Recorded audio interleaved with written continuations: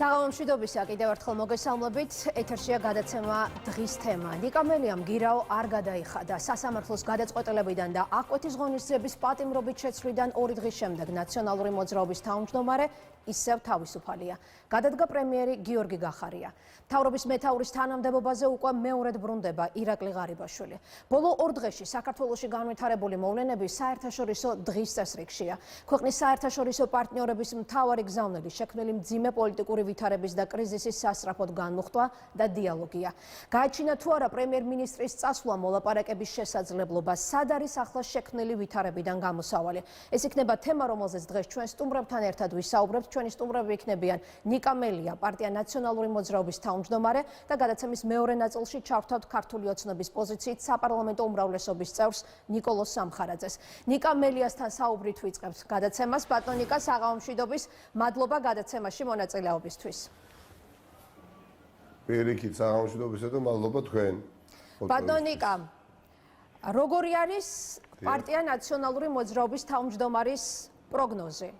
შინაგან საქმეთა სამინისტროს განცხადება და გეგმა, რომ ნიკა მელიას დაკავების ღონისძიება არის გადადებული, თქვენი აზრით რას ნიშნავს? თქვენი დაკავების საკითხი საერთოდ მოიხსნა დღის წესრიგიდან, თუ ელოდებით ამ ღონისძიების და ამ საქმის ნებისმიერ დროს გააქტიურებას? მოგესალმებით, ამთა კიდევ ერთხელ ვერ გეტყვით, ნამდვილად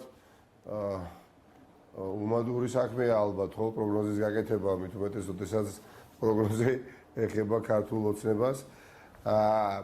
იცით, ერთი რამ ზუსტად ვიცი, რომ ვარ იმდენად მართალი, რამდენადაც ძნელად წარმოვიდგენს ბევრი ცხოვრებაში, რომ შეიძლება იყოს ადამიანი მართალი. მე პირადად ეხა ცხოვრების განმავლობაში, ნუ ეხა თუ ყოფილ ვარ,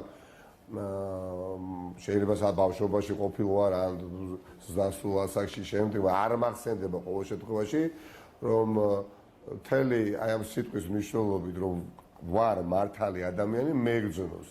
დიახაც, და ხო, ამიტომაც ხდება, რომ ამ სიმართლის გარშემო გაერთიანდა ყველა და არა ცალკეული ადამიანის გარშემო. ამიტომაც არის ის საერთაშორისო მხარდაჭერა, რომელიც არის. ამიტომაც არის ის გამოხმაურება საერთაშორისო საზოგადოების მხრიდან არა ქართული ოცნების სასარგებლო, ხო? ეხლა მარტივად მოდით სიმართლე უთხრათ თამთა ერთმანეთს, თუ გამავტყუნებელი განაჩენი გამოდის, კანონიერია გამავტყუნებელი განაჩენი, ის განაჩენი უნდა აღსრულდეს. თუ გირაო არის დაწესებული სამართლიანად, ის გირაო დიახაც უნდა გადაიხადოს ნებისმიერ ადამიანმა და კანონის უზენაესობას ადამიანმა პატივი უნდა სცეს, სახელმწიფო ინსტიტუტებს პატივი უნდა სცეს, მაგრამ არა უსამართლობას, არა უბრალოდ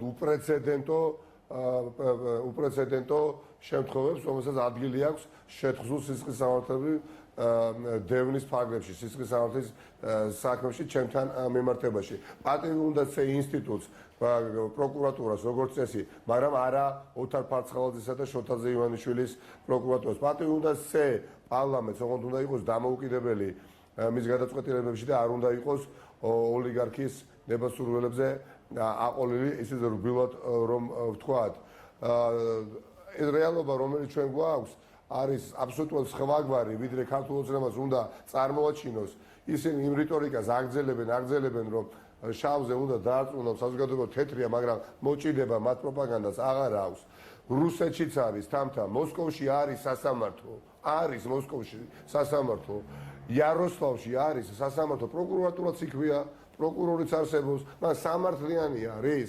ეხლა ვიყავი პარლამენტ უპრეცედენტო შემთხვევა, და ღმერთმა აკრას მეორეჯერ ოდესმე ნებისმიერი ადამიანის წინააღმდეგ მსგავსი აბსურდული და უსამართლო სამართლიანო გადაწყვეტილება მოსამართლემ გამოიტანოს. ჩემს წინააღმდეგ გამოიტანეს გადაწყვეტილება, სადაც 4 პუნქტად ჩაწერეს 4-ვე ერთმანეთზე უარესი მოთხოვნა.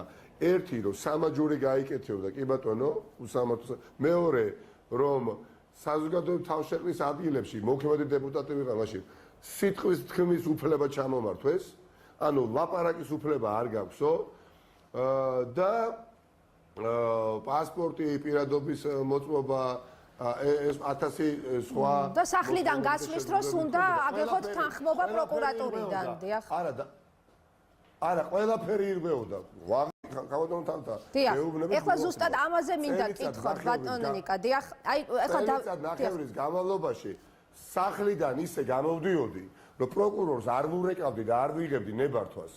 არა და ვალდებული ვიყავი. ბატონო ნიკა, აი კამპანია ჩავატარე. ამაზე მინდა კითხოთ. აი 2019 წლის დიახ 2000 დაგაცდით აუცილებლად უბრალოდ აქვე დავაზუსტებ კითხვის სახით 2019 წლის 3 ივლისს ელექტრონული სამაჯური თქვენ დაგიმაგრეს.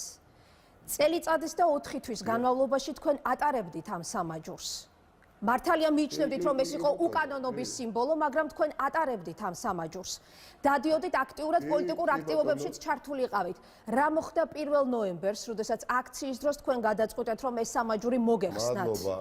რატომ 1 ნოემბერი? რა შეიცვალა 1 ნოემბერს ამ დღეს? დიახაც, ჯერ ერთიც მოვიდა ქრონოლოგიურად, მეგონი დრო მაქვს ცოტა ვიხათ. მოკლედ, მითხეს რომ პასპორტი და პირადობის მოწმობა მოგვეცი და მივეცი.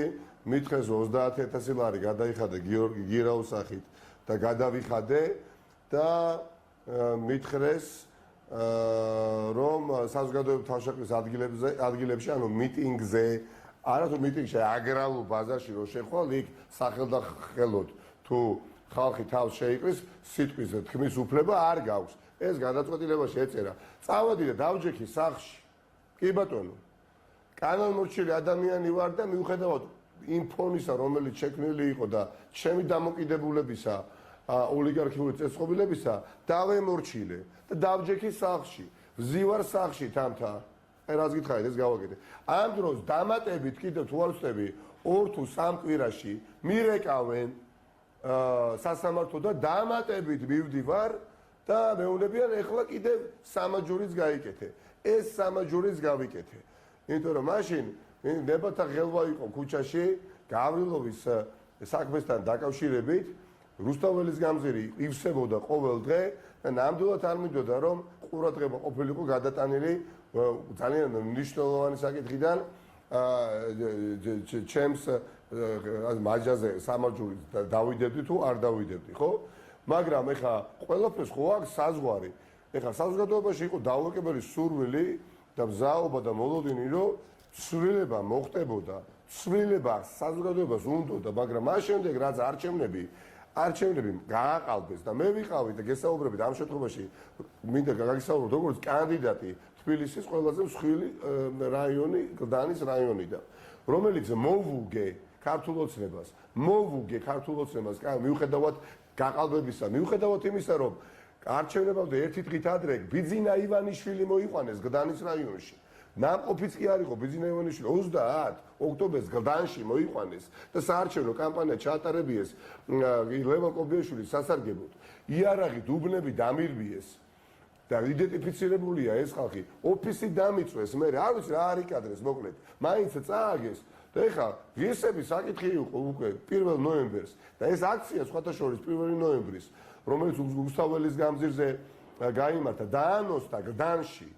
ჩემს საარჩევნო შტაბში სხვა კოლეგებთან ერთად. და დიახაც ეს უსამართლობის სამაჯური ავიღე და მოვიცენი და თქვი, რომ მე არ მაქვს არანაირი მორალური უფლება ამიერიდან ეს უსამართლობის სამაჯური ხელზე ვატარო. ბატონო ნიკა, იყო თუ არა შერჩეული 1 ნოემბერი საპარლამენტო არჩევნებიდან მეორე დღე საგანგებოდ შერჩეული, მით უმეტეს რომ თქვენი თანაპარტიელებიც ამბობენ, რომ დიახ ელექტრონული სამაჯურის მოხსნა არის კანონდარღვევა. გიორგი ბარამიძემ თქვა რომ ის რომ შინაგან საქმეთა მინისტრი ყოფილიყო, იმავე დღეს დავაკავებდი ნიკა მელიასო.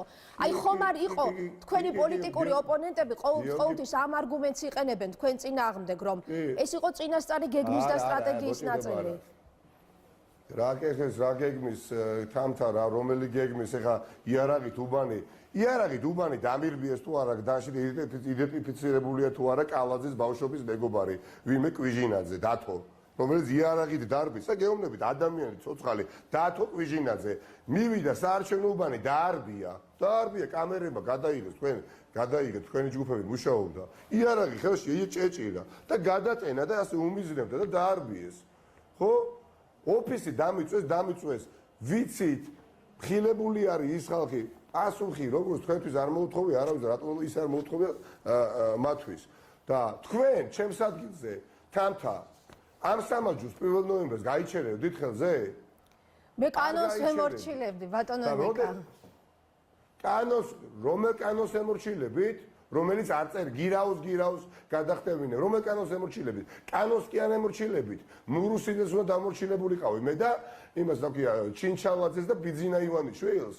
ვის უნდა დამორჩილებულიყავი? სად არის კანონი? ნუ გამოგე. სანამ სიმართლეს ერთმანეთს არ ვეთქვით და სანამ არ ვიტყვით, რომ ჩვენ ცუდი და კარგი ხელისუფლება კი არა, თამთა. ხელისუფლება არ გყავს.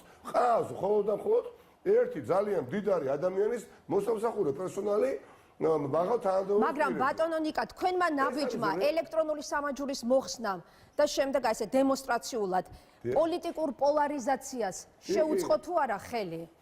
რა პოლიტიკურ იყო თუ არა ნაბიჯის იმისკენ რომ ისედაც უკვე მაღალი პოლიტიკური ტემპერატურა კიდევ უფრო აწეული იყო არჩევნების შემდეგ? არა ეხლა თქვენ ასე მეუბნებით, იცით თქვენ ხო არ გაზრდით შვილს ისე, რომ ეთქვით რომ უსამართლობა შვილო თავი დაუხარეო. ამას ხო არ ეთქვით. არ ეთქვით. არც ჩემს შობელს, არც დედაჩემს და მამაჩემს უთქვამთ ჩემთვის რომ ნიკა უსამართლობა შეეგუეო და უკანონობას. მე პოლიტიკაში 2014 წელს ჩავერთე, როდესაც ქართული ოცნება იყო ხელისუფლებაში. და მართლაც წველი ემოციები თუ არ ეხა და ჯერა ამ ქვეყნის წარმატების, მაგრამ არ მჯერა ოლიგარქიული წესწყობილების და შეუძლებელია თამთა მე და თქვენ კამერის მიღმა რომ ვისაუბროთ, ჩვენ შევთანხმდებით ბევრ რაღაცაზე და თავარზე, რომ ოლიგარქიული წესწყობილება და დემოკრატიული წესწყობილება ვერ თანაცხოვრობენ ერთდროულად. ოქსიმორონია ეს, გამორიცხული არის. წავიდაო ბიძინა ივანიშვილიო პოლიტიკიდან, აი ამ ტყვეს რო ტირაჟირებდნენ. გუშინ ყველანი, აი კომაგები კი ვინც კი იყო დარჩენილი ანუ ქართულ პოლიტიკურ სივრცეში, ვისაც უნდოდა რომ აეკაცებია ეს მოსაზრება, რომ აჰა რა გინდათ, ბიძინა ხო წავიდა პოლიტიკიდან. ისიც კი ვეღარ ამართლებს მოცემულობას, რომ ბიძინა ივანიშვილის სიამოვნებაში ასად არ წასულა, იმიტომ რომ რამე თუ პოლარიზაციას ახდენს, ეს არის არჩევნების გაყალბება.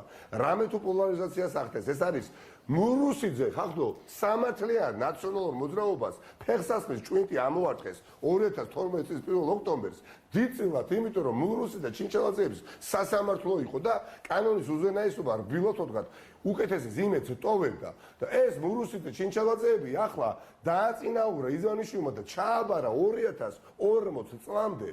ჩემი ბავშვი თუ არის ახლა 6 წლის გადაითვალე და არ ვიცი 20 წელიწადი რო გავა, კიდე მურუსიძე უნდა იყოს და მეუბნება ეხა ბიძინა ივანიშვილი, რომ მურუსიძე არის პირუთვნელი და ობიექტური. ბატონო ნიკა, ჩვენ ნახეთ პრემიერ-მინისტრი პოლარიზაციას ახდენს, თუ რამე პოლარიზაციას ახდენს, ერთი რეპლიკა თუ შეიძლება. რამე პოლარიზაციას თუ ახდენს, აი გაფიცებთ ყველაფერს, რიტორიკულად გისურვებთ კითხვას ეხლა თავდა. ირაკლი ღარიბაშვილს თუ რო აბრუნებ პრემიერ-მინისტრად უბირი ადამიანი, უბირი, ლიტერატურული სიტყვა შეუწყობს არ ვაყენებ, ხო? ადამიანი, რომელიც კლასისგან, პოლიტიკური კლასისგან დაცლილია. რომელიც ხაზი მხოლოდ და მხოლოდ არის კონფრონტაციული. როცა ქართული ოცნება ცხენზე იჯდა და სამართლიანად ხუნდა ნდობა 2013 წელს საზოგადოების მხრიდან მის მიმართ და მარტა შეეძლო ღარიბაშვილს, მაშინ როცა იყო პრემიერ-მინისტრი, ქარხანა გაიხსნა, ფაბრიკა გაიხსნა, ეზრუნა ჯანდაცვის სისტემაზე, განათლების სისტემაში, სიკეთეები შეექმნა. მაშინ ვერაფერი ვერ გააკეთა 24 საათის განმავლობაში ლანძღვა გინებისა და შუღლისა და ბალღამის თხევის გარდა და არაფერი არ უკეთებია. ახლა 2021 წელს ადამიანი, რომელიც არის პოლარიზაციის, ნახავთ თქვენ მკითხეთ, პერსონიფიკაცია, რომ მოყავს პრემიერ-მინისტრად ბიძინა ივანიშვილი რო ხარ, რას უწყობს ეს ურთიერთდაპირისპირებულ საზოგადოებრივ ჯგუფებს შორის ვითარების ნორმალიზებას თუ მართლაც პოლარიზაციას? ბატონო ნიკა, რადგან პოლარიზაციაზე ვსაუბრობთ? არის თუ არა ამ პოლარიზაციისკენ მე ხელისუფლებასაც დაუსვამ აუცილებლად ამ შეკითხვებს იგივე პრემიერის კანდიდატურასთან და ასე შემდეგ, მაგრამ მე მაქვს ახლა თქვენი პარტიის მისამართით. არის თუ არა გუშინ გადადგა პრემიერ-მინისტრი, რაღაცნაირად გაჩნდა სივრცე, შესაძლებლობა, შანსი რომ დაიწყოს დიალოგის პროცესი, ცოტა დეესკალაცია მოხდეს, მაგრამ ხედავთ რომ ასევე მძაფრი განცხადებები კეთდება თქვენი პარტიის ლიდერებისგან განცხადების მხრიდან, ისევე როგორც წინა დღეებში, როდესაც იყო რომ მოვლენ დაგვარტყამენ, დავარტყამთ, ლეგიტიმურ წინააღმდეგობას გავუწევთ, ეს კანონისადმი დაუმორჩილებლობისკენ მოწოდებაა, ხომ? იგივე დღეს ლევან ხაბეიშვილი ბატონიკა ლევან ხაბეიშვილი დავასრულებ შეკითხვას და შემდეგ იგივე ლევან ხაბეიშვილი დღეს აქციებზე ვნახეთ პოლიციისადმი მისი განცხადებებიც ვნახეთ რომ არ უნდა დავემორჩილოთ მის არანაირ ეს რამდენად უწყობს პრემიერის გადადგომიდან მეორე დღეს რამდენიმე საათში ასეთი ქმედებები ამ ყველაფერს ხომ საერთაშორისო პარტნიორებიც უყურებენ მადლობა საერთაშორისო პარტნიორები უყურებენ და საერთაშორისო პარტნიორების განცხადება ნებისმიერი ამოიღეთ და ერთ ქართული ოცნების ხარდასაჭერ განცხადებას თუ წამიკითხავთ, ბოდიში მოვიხდი. ერთს მაინც აიხო ბოლო დღეებში რაც გავრცელდა. აი ნახეთ მაშინ სანამ გააგრძელებთ მაშინ გეტყვით. აი ნახეთ ევროკავშირის საგა მართალია. დავასრულებ ახლა. არა, თქვენ მითხარით მხარდამჭერ განცხადებასო, თუმცა მოგვიანებით კარგი. კი ბატონო, დაასრულეთ და მე გეტყვით. ერთხარეს არის ღირსება ერთხარეს არის თავისუფალი ქვეყნის, თავისუფალი ხალხის, თავისუფალი მომავალი, ღირსება, მეორე მხარეს არის, არ ვიცი მე, ოლიგარქიული ზრახვები, გავრილობის გამო, არც ერთი საქართველოს მოქალაქე არ უნდა გაასამართლო. არც ერთი მოქალაქე არ უნდა გაასამართლო. გამორჩეულად აგრესიული ოკუპანტის სახელმწიფოს წარმომადგენლის ნებასურვზე არ უნდა იარო. და კანონი ვისთან შეიძლება კანონიერებაზე საუბარი, ან ვისთან არ შეიძლება. ხო, ეხლა კი ბატონო, მოდით ეხლა კონკრეტული ფაქტებით ვისაუბროთ რა, ძალიან მარტივი. აი ბატონი ფარცხალაძე არის კანონმორჩილი მოქალაქე თუ არა? ადამიანი, კაცო, დაცვის წევრებთან ერთად კონსტიტუციური ორგანოს ხელმძღვანელს ფიზიკურად უსწორდებოდა და იმ სასამართლომ, იმ პროკურატურამ, რომელიც მე დასაჭერად ახლა დამსდევს, გაამართლა ფარცხალაძე, ხახნო. ამაზე ნათელი მაგალითი რა გითხრათ ეხა შეიძლება მოგწონდეს არ მოწონდეს ქართული ოცნების წევრს მაგრამ როდესაც ზონდერებს გიგი უგულავას აეროპორტში დაახვედრებ ფიზიკურ ასე თქვათ ძლიერ ადამიანებს და ფიზიკურად გაუსწორდები მას და გიგი უგულავას დასდებ ბრალს ეხა ჩალეთ ხო არ არის და რა ათასობით კორცხელის მაგალითი არ ვიცი ბაკურიანის მაგალითი, ბორჯომის მაგალითი, არც ერთ აგე გდანის მაგალითი, ხახტო 1,200,000-მდე ხმა მიიღო ოპოზიციამ, რომელიც დღეს არის უპირობოდ გაერთიანებული. ბატონო ნიკა, თქვენი მხრიდან რა ნაბიჯები იდგმება ვითარების დეესკალაციისთვის? აი ხაბეიშვილის ფაქტი მოგიყვანეთ და ამიტომ არ გაგიციათ პასუხი. სამი კვირის წინ უკანონობა, კანონიერება ძალიან თქო ნოეძახით ეხა შინაგან საქმეთა მინისტრად არის ბატონი გომელაური ბიძინა ივანიშვილის უერთგულესი პირადი მცველი, რომელიც დამეთანხმებით არც ინტელექტუალური შესაძლებლობებით არის გამორჩეული, არც განათლებით, არც კომპეტენციით, არც კვალიფიკაციით. მხოლოდ და მხოლოდ იმიტომ არის იქ არის ბიძინა ივანიშვილის პირადი მცველი. და იცავს მის ინტერესებს და სახელმწიფო. ხო, ეხლა თქვენ თუ მეუბნებით რომ მურუსიძეს უნდა დავემორჩილო ამას მეუბნებით, მე გეუბნებით რომ არ უნდა დავემორჩილო მურუსიძეს, ხო? და ამ ქვეყანაში მინდა რომ სახელმწიფო ინსტიტუტს რგავდეს და იქნება და ამ ყველაფერს მოიტანს ცვლილებები და საარჩევნო სისტემა შეიცვლება, რეფორმებიც გატარდება და ახალი არჩევნებიც ჩატარდება. ბატონო დიკა, აი ახალ არჩევნებზე გკითხავთ, დიახ.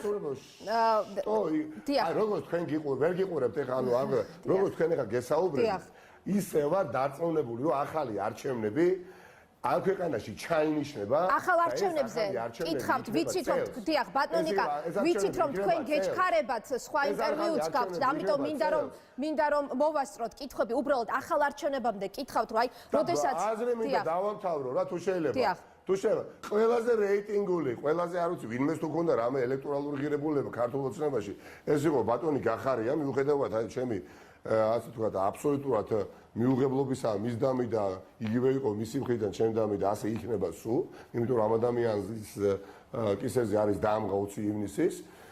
ხო, ადამიანი მართლა სარგებლობდა პოპულარობით, მეტი აბა ეხა ვინ არის? ანრიო ხანაშვილია და კობახიძე ქართული ოცნება, ესენი დარჩნენ, მეტი არავინ არ არის.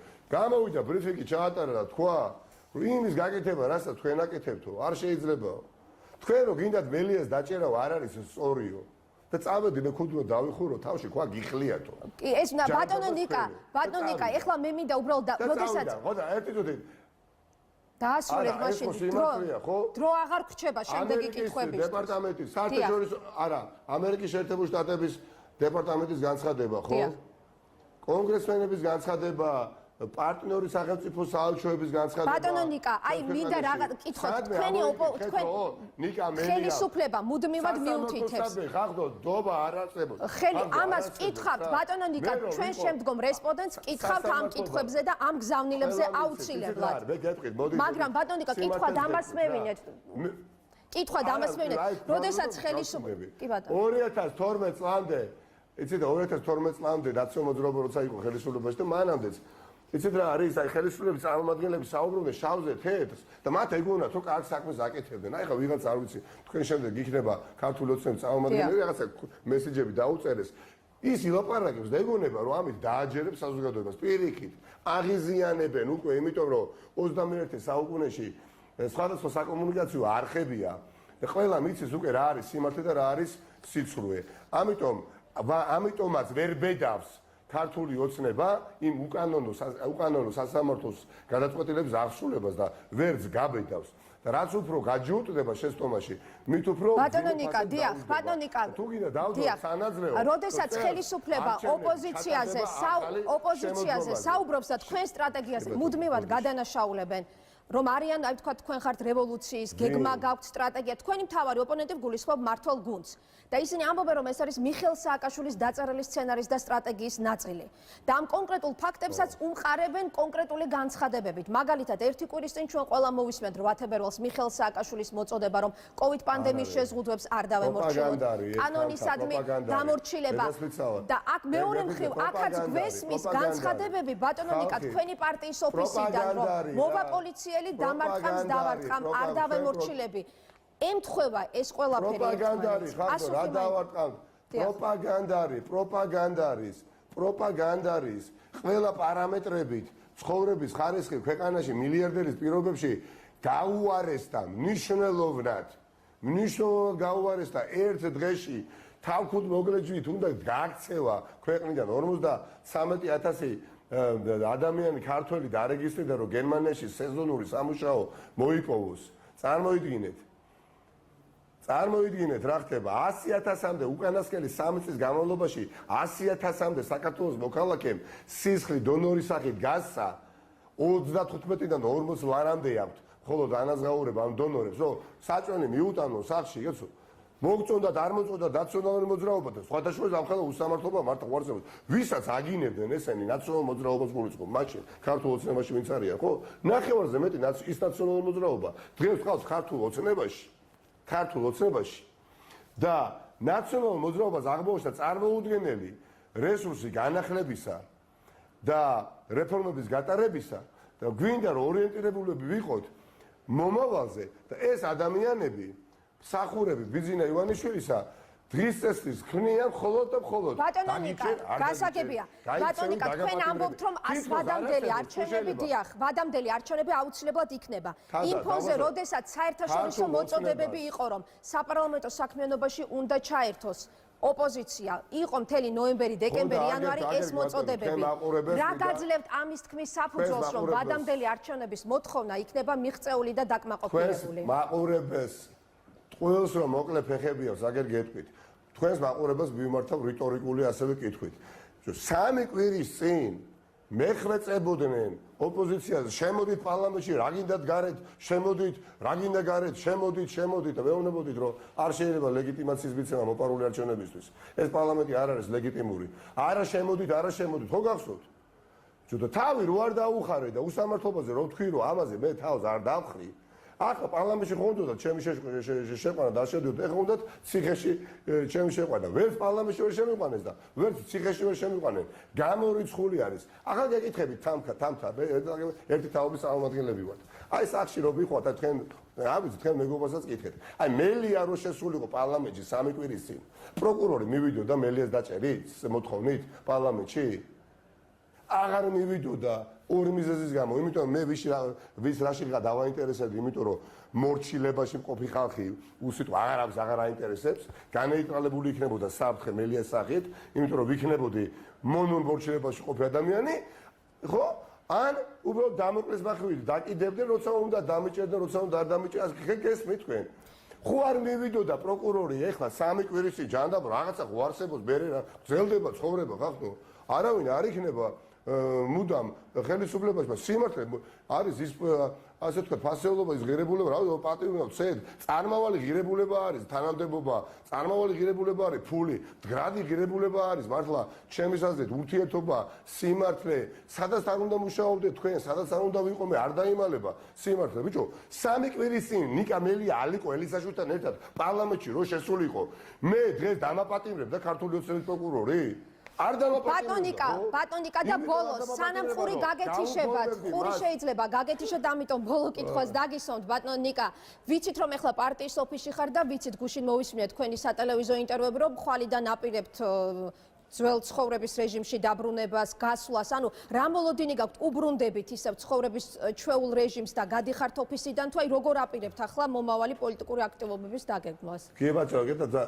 ამ ხელისუფლების თავარი დეფექტი არის რა არა ის რომ მოძალადე არა ის რომ ეს უსამართლო ძალმომრეობა მათი თავდება და თავდება მადლობა ღმერთს მოჩაკათავდა უკვე ეს ვეღარ გაგრძელდება გაწდა ეს უკანონობისა და უსამართლობის ჯაჭვი აი დიდ მიზნებსა და ამოცანებს აი პირველივე დღიდანვე არ უსახავდა თავის თავს 2012 წელს როცა მოვიდა ხელისუფლებაში ღარიბაშვილთან ერთად თქვენ თამთასანიკიძე განვითარდებით როგორც ამ ქვეყნის მოქალაქე მე განვითარდები ჩემი შვილი თქვენი შვილი განვითარდება ირაკლი ღარიბაშვილის ასე თქვათ მეცადინეობით ირაკლი ღარიბაშვილის მეთაურობით ხვალიდან რას აპირებს ნიკა მელია მეტი განათლება ექნება ხვალიდან ნიკა მელია აპირებს გეტყვით 11-ის ნახევარზე მაქვს შეხვედრა ლიეტუვის საგარეო კომიტეტის თავმჯდომარესთან რომელიც ხვალ დილით ჩამოფრინებათ თბილისში გაიმართება შეხვედრა ანუ გადიხართ პარტიის ოფისიდან და უბრუნდებით ცხოვრების მეტნაკლებად პარტიის ოფისში მოდის ამის შემდეგ ვაპირებ გასვენებაში მისვლას იქიდან მოსვლას მერე შეხვედრების გამართვას უამრავი ხალხი რა ჩვეულებრივად მუშაობ თამთა ჩვეულებრივად მოსკოვის პროსპექტზე მივდივარ ხვალ გასვენებაში დათო ჟღენს გარდაეცვალა ბაბუა აი უნდა მიუსამძიმურო ნიკა მელია პარტია ნაციონალური მოძრაობის თავმჯდომარე დიახ ხოდა გაგვეთიშება ხური ბატონიკა და ვიცი რომ მომავალ ინტერვიუზე კი ბატონო არა მურუსიძეს თამთა ხო ჩემზე მაგრად ვერ იტან მურუსიძეს აი ჩემზე მაგრად ხო ვერ იტან მურუსიძეს როგორც ამ ქვეყნის გადამრჩენელს და არ ვიცი ზღვის ქაფიდან შობებს ხო არ აღიარებთ არც მე ვაღიარებ, უბრალოდ მე უფრო მოქნილი ვარ, იმიტომ რომ ვარ პოლიტიკოსი და ვარ იმ პოზიციაში რომ ვიბრძოლო. თქვენ ჟურნალისტი ხართ და არ შეგიძლიათ ბუნებრივია იყოთ იმ მდგომარეობაში, რომ მდგომარეობაშიც ვარ. დაწუნებული ვარ, თქვენ ახლა ჟურნალისტი არ იყოთ და იქ არ იყოთ, ჩემთან ერთად იქნებოდით, მე თქვენთან ერთად ვიქნებოდი და ერთად ვიბრძოლებდით. მადლობა, ნიკა მელია პარტია ნაციონალური მოძრაობის თავმჯდომარე, პასუხობდა მოამბის შეკითხვებს პირდაპირ ეთერში.